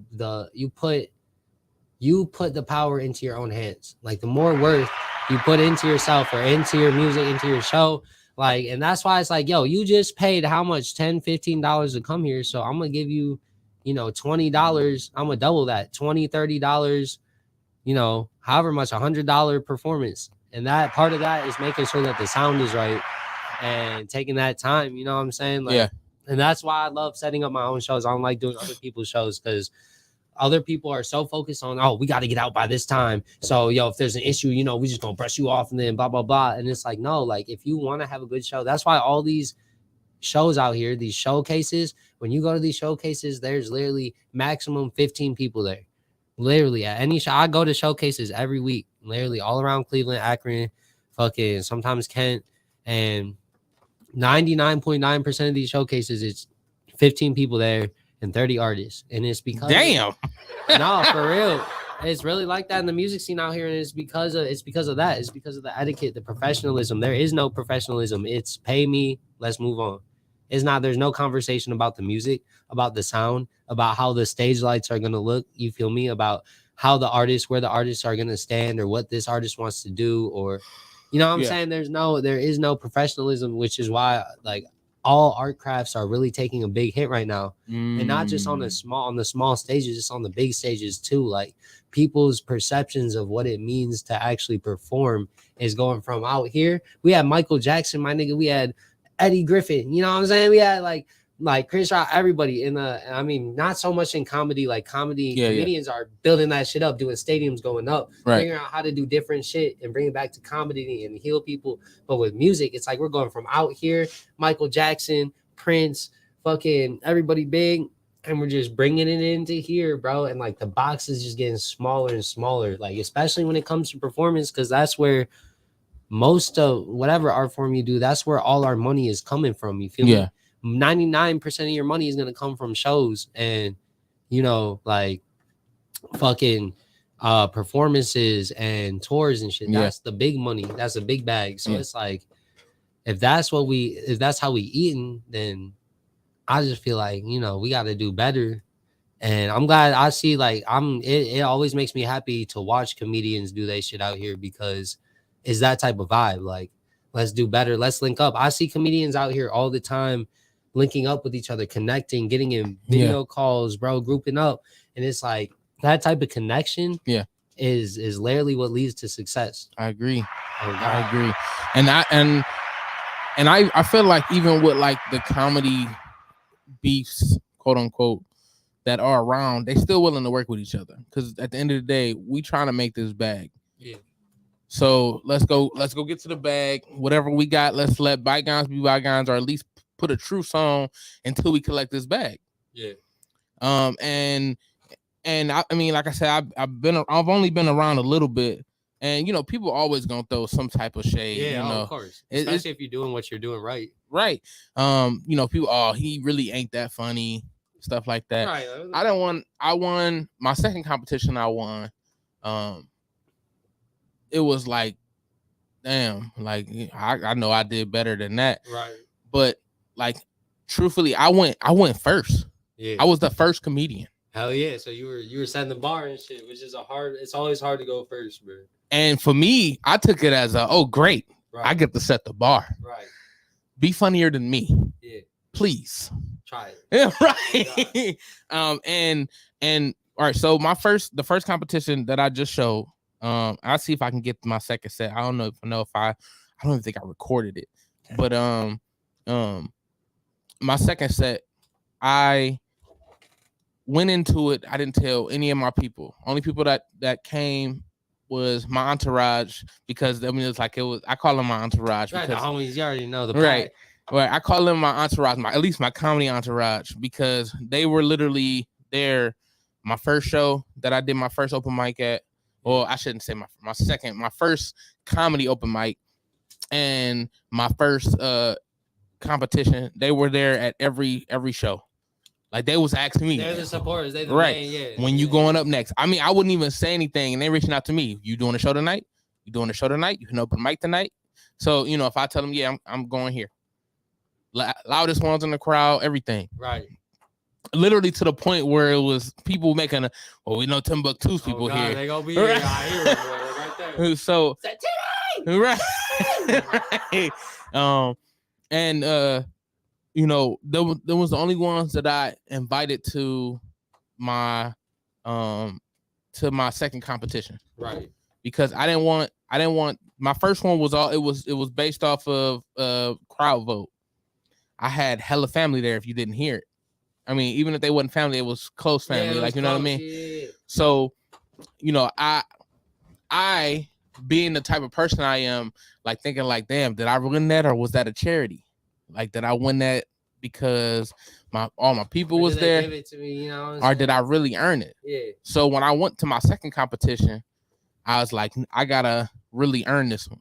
Hell yeah. For me. No, it motivated you. Like, For me, right? Yeah. And it wasn't for anybody else. I need to do this for me. Hell yeah. When shout out to Trap Boy Mannequin, he had put on a comedy competition. It was in November. I seen him maybe like a week before the competition, and he like, yo, bro, you like, I'm doing the competition. You want in? I'm like, fuck it, I'll do it. I might as well do it. He said it was $200. You won $200. You got $20 to pay in. All right, fuck it. I'll pay $20 because I know I'm about to get this back. All right. And when he gave me the list and he said, you going first, instantly I hell yeah. Oh God. Hell yeah, I get to go first. Because my first competition I went last. Exactly. So it's a flip. And Right. like you said, he was ready to raise the bar, set the bar. I shout out to my homie Sid V216. We on the way to the competition, and I'm like, yo, bro, you know I'm about to win this, right? And of course he like, well, you know, I'm about to do my thing too, you know. Yeah. I was like, I feel you, bro, but I'm about to win this competition. This Right. mine. Like, and he was in it too, you know what I Yeah, mean? no, I'm hit. So I'm like, I'm about to destroy this, and I'm first. I'm about to set the tone. Like, you gotta be funnier than me. Hell yeah. And from the jump, like literally every comedian brought me up. This nigga TimbukTuesday. Even if they was talking about my titties, like even if they was talking about me being fat, they had to, bro. Like, you set the bar that high, that was like, and the reason I resonate with that so much is because that's how I go into every show. I resonate with when Curry said, you know, I'm surprised. Like, it genuinely surprises me when I miss a 3-point. Like, I'm the same way when it comes to music. Like, this shit is so in me, bro. Like, it's literally like as natural, like doing a show or standing up on stage or like talking to a crowd and shit. That shit is literally it literally is natural as just brushing my teeth or waking up, showering. Same way, telling jokes and talking about your life and just being funny about it is just you, bro. You don't have to do no extra shit. You don't have to go out of your way. Exactly. You, and I definitely like it's the same way, bro. Like when I get up on stage, bro, I know for a fact, just because I have the auto-tune shit, bro, because my music is genuinely like high quality. Which was dope. You the first person I ever seen do live. That's what I'm saying. That's what I'm saying. That was my like, first live niggas done auto-tune already experience. like low-key broke like the mold. Like I'm already out of the box. And a lot of people are so far in the box that they try and put what I do and like how incredible the shit that I actually do is in the box. And it's not like I can talk about it like too much. I don't want to talk about it too much because then it turns from talent into ego. Oh, I'm better. I'm the best. Blah, blah, blah, blah. And like I do that enough just to let people know. But at the same time, it's like that's not conducive if you're trying to have people listen.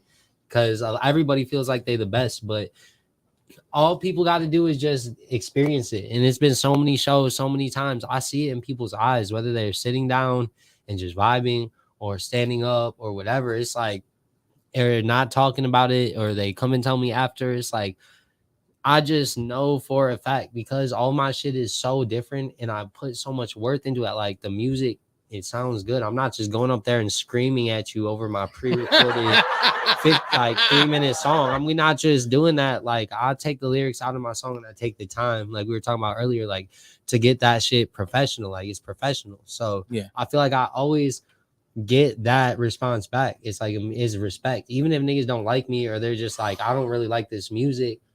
Like I like raps on my music, but I respect what you're doing and I respect, you know, how you do what you do. And I think that's, you know, that's what drives me to do more is because I see it like doesn't have to be in the form of numbers or fucking because all that shit will come. And when it comes, you know, it'll be enjoyed. But like the more important part is like seeing what's right in front of your face. Like I can see physically, I can hear, I can see how people react to what I do. And it's always positive.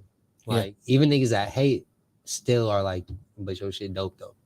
And that's the goal, man. I want everybody to be on the same level. It's like, just do, like, my mom always told me, just, I don't care what you do, just do what you do the best you could possibly do it. Give 500%. Like, I don't care if you want to be a bank robber. I don't care if you want to be a basket weaver. I don't care what you want to do. Just do that shit and do it. GTA 5. On God, bro. She said, I don't care what it is that Bank you want heist. to do, but I want to make sure that if you're gonna do it, like, really do that shit. And that's like important. I feel like a lot of people just are half stepping it. They on the fence because they don't want to take that leap. You know what I'm saying? Yeah. And I could definitely feel that. For me, I guess because I don't like you said, I'm being me when I come on stage. Yeah. So I don't feel uncomfortable up there. Right. The worst I feel as far as uncomfortability is making sure I say my jokes the way I want to say it. If I don't say something the way I wanted to say it originally, then it might not okay. I might feel some type of way. It's been times where I didn't feel like I bombed and people was like, "Oh, dude, that was great." I'm just like, eh. Yeah, you're like, it's all right. Like, and that's because I'm extra critical of my art because I do appreciate it so much. I'm like, damn, I could have did this better. I could have did this better. I could have said this. Right. Like, and that's just me picking my set apart because I wanted to be perfect. Because once the opportunity come up, I want you to hear this flawlessly. Right. The way you envisioned it, I'm already right. Yeah. So, I mean, and obviously, you, like you said, you can definitely relate. And what I do like about your music in general, it's like you said, it's such a good feeling. Like, I got a recording of the show that night, where you was singing to somebody, and like, I thought that was sick. Oh yeah, no, that's always the vibe too. Like bringing somebody up on stage, you know, just definitely including like crowd participation is the biggest thing. Like they just paid, like we said earlier, they just paid X amount of money to come see you. So it's your job as an entertainer to entertain them. And I feel like, you know, I try to do that at the highest ability, whether it's bringing somebody on stage or going into the crowd and turning up with people or whatever it may be. It's just that extra step, bro. It makes a difference. Like people remember that shit. You know what I'm saying? Like, damn, like you brought that fine ass female on stage. You was singing to her, bro. Like that shit's different. Like that's, you know what I'm saying? I like that. Those are things I've seen people do at their shows. Like bigger, like the large stars, like Mac Miller shit. When they was first starting out, like they brought people on stage. They was grinding. Like I think the biggest people I look up to when it comes to performance is like the early Odd Future. Oh, I fuck with Odd Future. The early Odd Future Wolfgang, nigga. We kill them all. Kill them all, for real. And like, yo, if you watch any of their shows, man, they climbing on everything. They're wearing granny outfits. They're literally yelling. This nigga definitely climbed on the speaker. Oh yeah, no. Any chance I get to climb on some shit or to act out, I do for sure. Yeah, for sure. But like, have you staged though yet? Have you crowd surfed yet? Saving. I think I'm gonna do that at House of Blues, but I just been saving that for like the right moment. Like I want to get that shit on camera. Niggas is gonna go crazy. Like really dive in that bitch. But I'm excited. Like that's the one thing on like the show performance bucket list that is possible right now. Yeah. We gonna get that shit done, bro. I'm excited for this day. I'm gonna do a whole flip. I'm gonna kick somebody in the face, bro. Oh God, somebody getting the boot to the face, bro. Imprint. I got a question. Where do you see yourself at the end of this? At the end of this road, what is your legacy? Like how do you envision, obviously it might not go to plan, but how do you envision your journey? Man, I already know. Scoot over this way. I got you. So my end game with all of this, and this is gonna sound so crazy, bro, but my end game has nothing to do with music, but music is a tool to get me and everybody to where we need to be. And my end game with all of this is, you know, I have a lot of humongous goals along the way to getting here, but I'm trying to make or help or be humans. I'm trying to help humans be a multi-planetary species. That's my goal for everything. That's like the backdrop for everything that I'm doing, bro. It's like I'm trying to make sure that we reach that point. Like I listen to a lot of Elon Musk. Like one of my, you know, a lot of my family worked in NASA. Okay. So it's just a deep. I always had this deep wonder for what's really out there, what's going on. Like, not like the earth is just, I don't know. I could go into everything right now. Like, I have all these beliefs, like the earth, everybody's distracted right now, and the earth is eventually going to die. And if the earth dies, that means no more humans.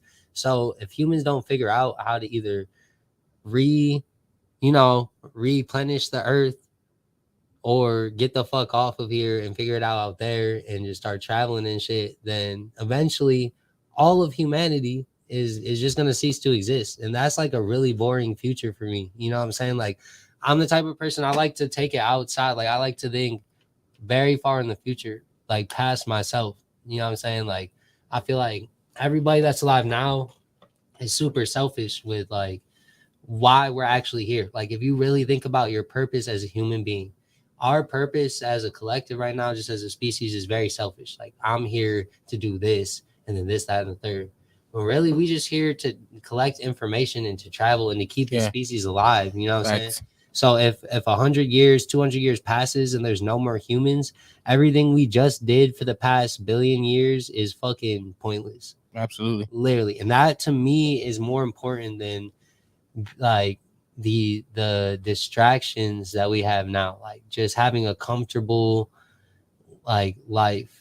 You know what I'm saying? Like, we're very comfortable. Like, we have everything that we make now for humans is all extra. Like, it's not necessity, it's extra. TVs are extra, couches are extra, even like, I mean, I need my Xbox.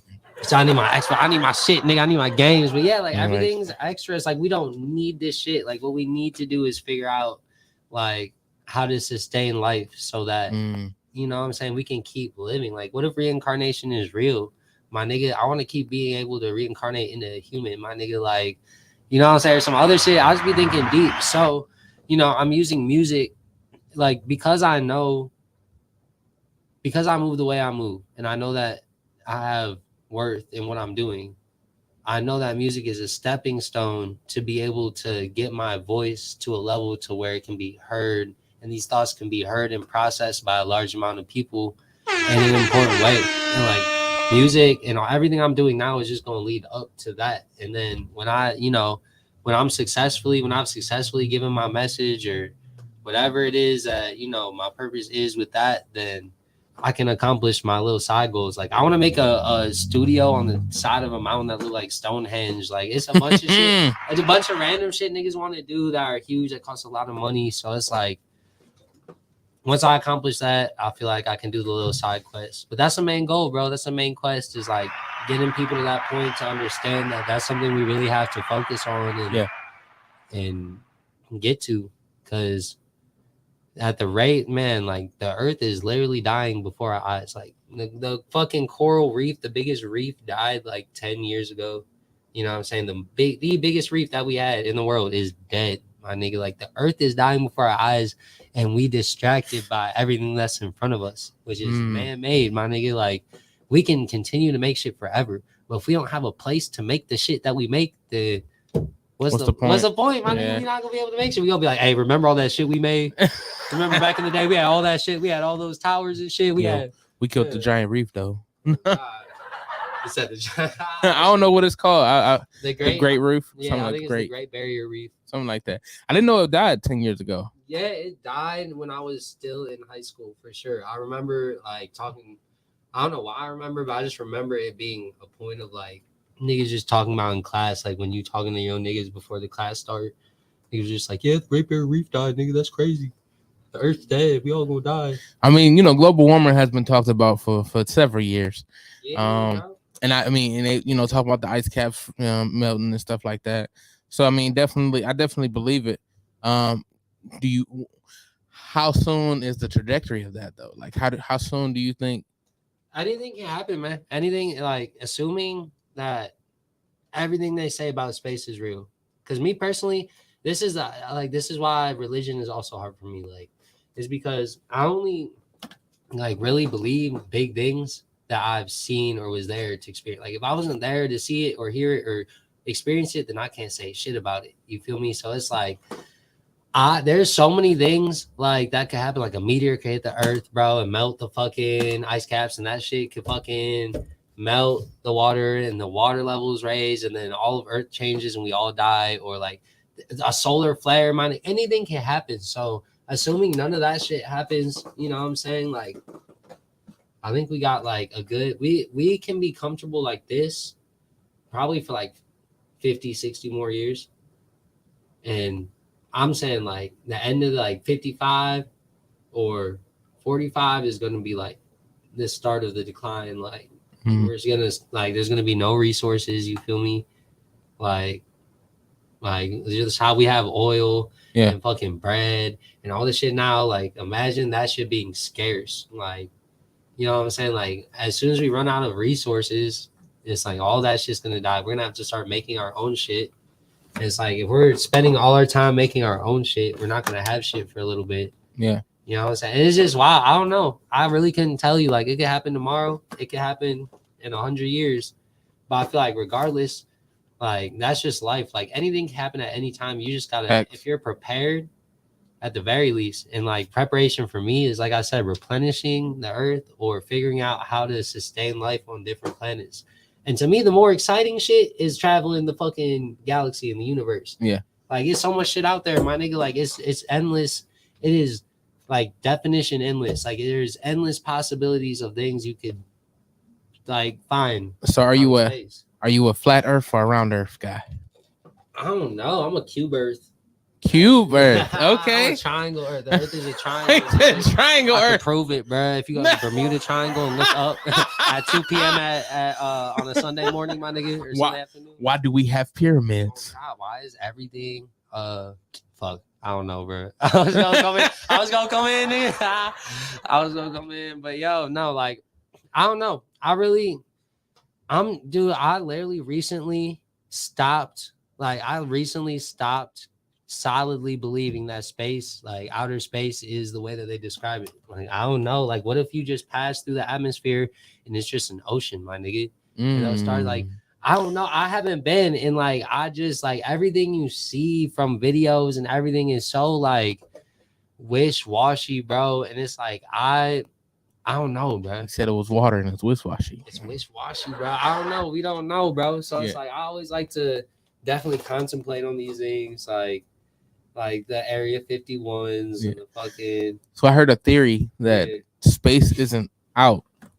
It's down, like it's in water. Connecting theory, the reason why we don't explore Antarctica is not because it's cold, okay? It's because there's shit out there, right? And that's to take it into the flat Earth and everything, bro. I actually been looking this up recently because it really piqued my interest. I saw this shit on TikTok and it just led me down a rabbit hole, like all types of YouTube books and shit. But so you go to Antarctica and there's like only 2% of Antarctica is literally, oh shit. The homie Carlson, oh yeah, that's go down. I broke it one day. The homie Carlson said the Great Reef is replenishing itself. Let's go. Hey, Mother Earth, bro. She always provide, you feel me? He said it's not dead all the way. It's not all the way dead, which will make sense why it's replenishing the show itself. Which, you know, honestly, like, I'm definitely gonna, ask questions as far as, okay, so the Great Reef is mostly vegetation, right? Yeah. So, and vegetation needs sun. Yeah. To get the cytoplasm and all that other stuff, right? So if it's underwater, how much sun is it getting? Like, I know y'all seen that shit, bro. I thought you pressed the button, nigga. The hell no. I got switch chairs. Yeah, just push that one out the way. Oh, it's cool. But like how is it replenishing without the sun? So I mean, there must be some other way. I feel like, well, it's definitely getting sun, and it's also an underwater, like the structure in cells for like underwater organisms is way different than above water. That makes sense. So they get a lot of minerals, like they grow and replenish from minerals, like the minerals that's in the water, like the minerals that come off the fish, and like everything, like the whole ecosystem. So I could see, like, as long as it didn't die completely, you know what I'm saying? Then it should be able to. It's just like if your arm isn't completely severed, you can still heal it back. You can still grow it back. Makes sense. But if your arm is completely severed, it's gone. You know what I'm saying? Like, if you completely severed and killed it, it would be gone. But that's lit, bro. I'm glad because The Great Barrier Reef is wait, it's Wolverine. Is there a lighter in here? Bro? I don't know. Right. But somebody will be here with one soon.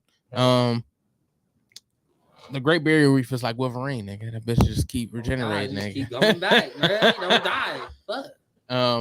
But You know, I definitely could see where the destruction of Earth is going. I mean, they talked about pollution when we was kids a lot.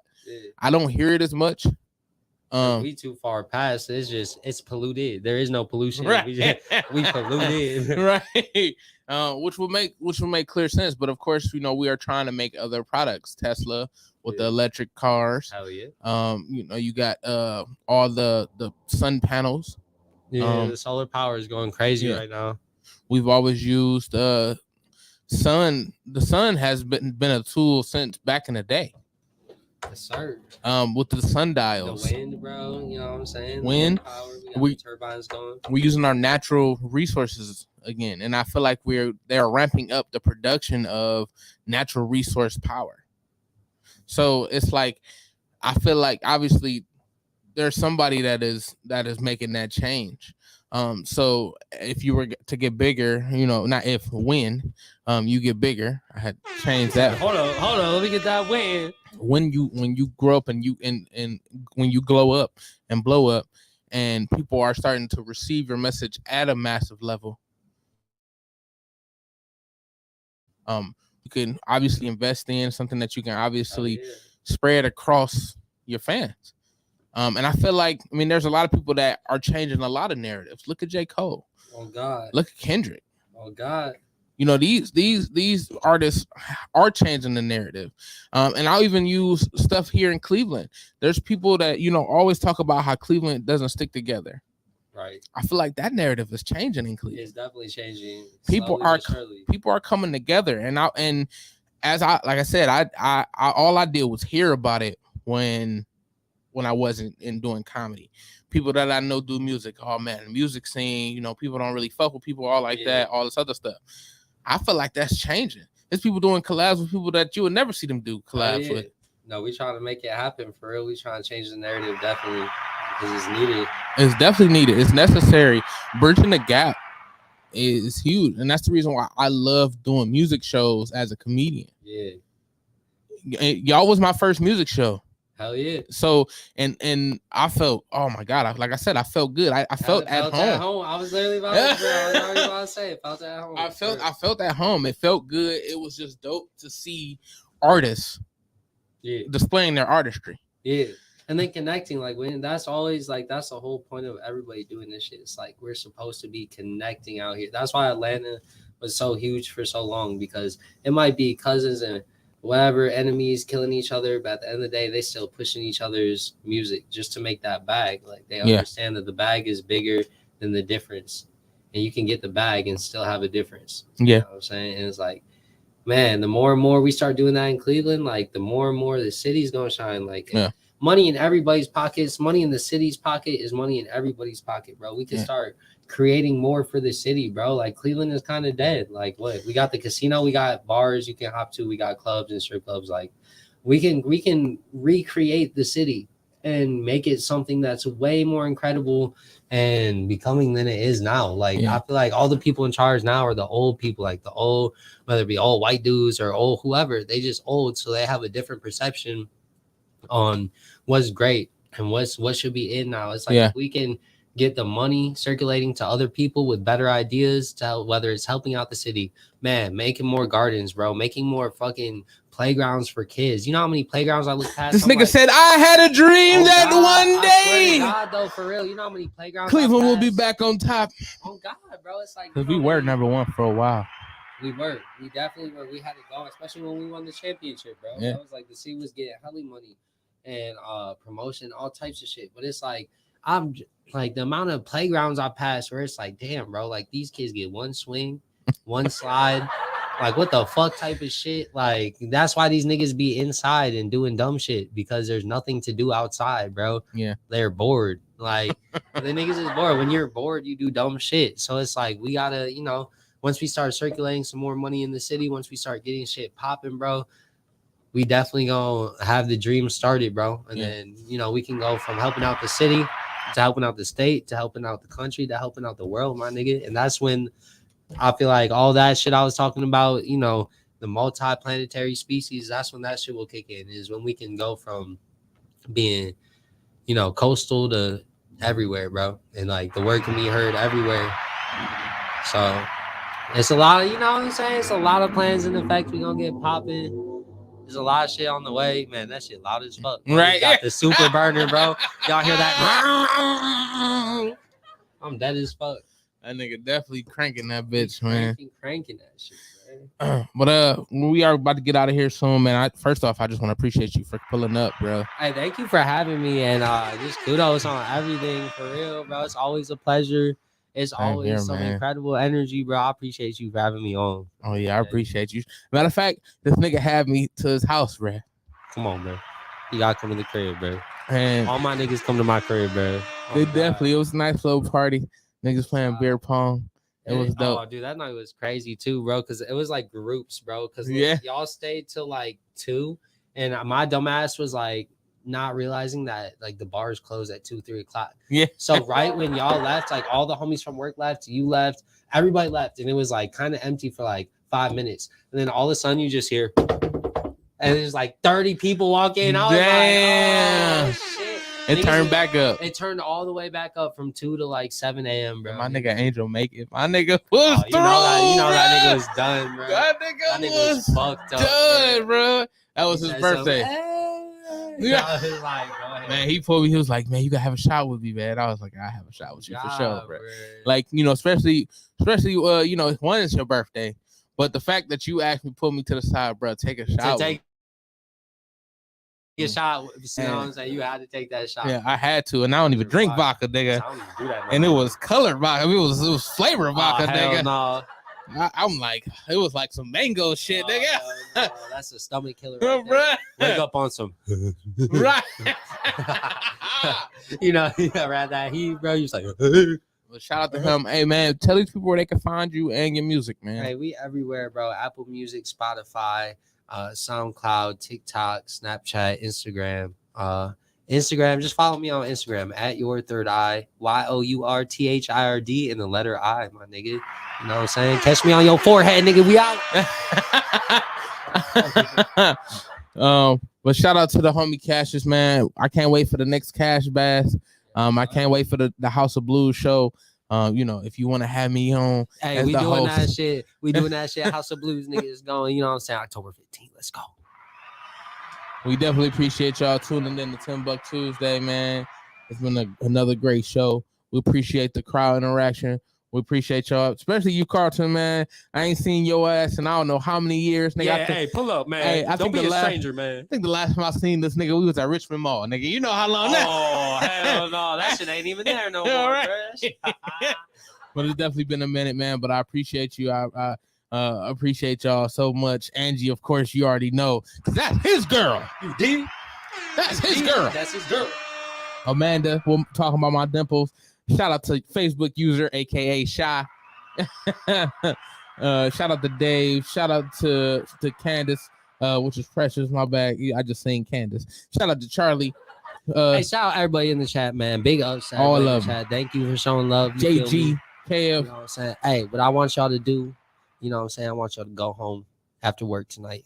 I want y'all to, man, open that door. You feel me? Go sit on that couch. And beat it, nigga. Let's go. I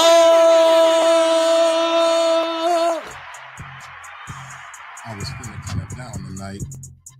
Psych. It's TimbukTuesday. What? TimbukTuesday. Huh? Yikes.